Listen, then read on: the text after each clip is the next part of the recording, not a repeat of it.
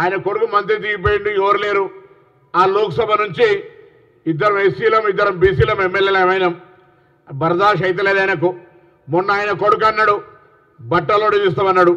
ఈయన అంటున్నాడు కుక్కల కొడుకులారా, లత్కోరు, చవటల్లారా, దద్దమలారా. ఎవరిని?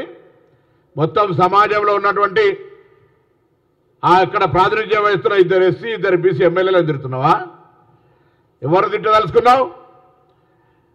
ఒళ్ళు నాలుక దగ్గర పెట్టుకోలేరా? కొన్నాడు చేనేత కార్మికులకు ఏం చేసినాం? మేము చేనేత కార్మికులకు 2004లో అధికారంలో వచ్చిన నేను మార్కెట్ చైర్మన్. మీకు తెలుసు ఆ రోజు ఏ విధంగా అక్కడ ఉన్నటువంటి మహిళలకు స్వయంగా చేయుతనిచ్చి అక్కడ ఒక ఆర్థిక పరిస్థితిని ఇంప్రూవ్మెంట్ చేసిన, ఆత్మహత్యలను నివారించగలిగిన ఇవాళ అక్కడ ఉండబడేటువంటి వాళ్ళందరూ కూడా అనేక అవకాశాలు కల్పించడం. ఇలా మళ్ళీ మీరు వస్త్ర సంక్షోభాన్ని సృష్టించింది మీరు. ఏమాత్రం అభివృద్ధి చేయకుండా ఒక బతుకమ్మ చెల్లి ఒక అలవాటు చేసి ఇక వేరే ఏ పని చేయకుండా ఉండే చేసినటువంటి మీరు ఇలా మాట్లాడుతున్నారు. అందుకే మళ్ళొకసారి క్షేత్రస్థాయిలో ఇంకా రేపటి నుంచి ఫీల్డ్ మీద ఉంటాం. రండి, 50,000 మందితో మమ్మల్ని దొక్కుతావా, మేము మిమ్మల్ని దొక్కుతామా చూసుకుందాం రమ్మని అంటా ఉన్నా.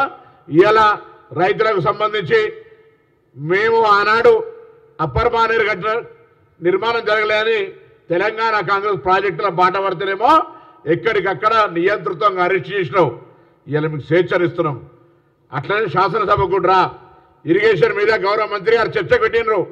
మళ్ళీ రా, ఈ ఎన్నికలైన తర్వాత చర్చ పెడదామంటే అది శాతగాక 4 నెలల తర్వాత బయటకు వచ్చి ఏదో గొప్ప పని చేస్తున్నట్టుగా కాళేశ్వరం గింత అయింది. ఇక రణరంగం రచ్చ. ఏం రచ్చ? ఏం చేస్తావు రచ్చ? దా, కరీంనగర్ లోక్సభలో నువ్వు కూడా 5 ఏళ్ళు ఎంపీవి, నేను కూడా 5 ఏళ్ళు ఎంపీని. ఏం చర్చ చేసినావు చూద్దాం. దా, ఏం రచ్చ చేస్తావు రమ్మని అడుగుతాను, సవాల్ చేస్తాను. అని ఒక ఎన్ఎస్సీ మాజీ నాయకుడిగా ఆనాడు తెలంగాణ ఉద్యమంలో మేమందరం పార్లమెంటరీ లేకపోతే రచ్చ నువ్వు చేసినావా? ఏం రచ్చ? మాటలకి జరిగొడ్డంత పిరికి అది సామెతుంది. అట్లా ఆ విధంగా మాటలకి పరిమితమై మచ్చర్ పహల్వాన్గా మారకు, పిట్టల దొరగా మారకు.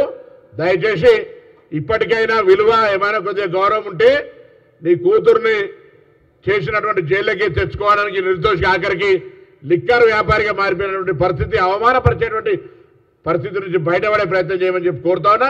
దయచేసి మాట, ఒళ్ళు, నాలిక అన్ని దగ్గర పెట్టుకోమని కోరుతాను. పెద్ద మనిషిగా కొద్దిగా గౌరవం ఇచ్చి, గౌరవం తీసేస్తే ఆ వేములవాడ రాజరాజేశ్వర గుడి ముందర మాటలు తప్పి అక్కడికి గుళ్ళకి చెప్పులు ఇచ్చి పెట్టిపోతే చెప్పులు ఎత్తుకుపోయేటోళ్ళతో సమానంగా లెక్క పెట్టాల్సి వస్తుంది.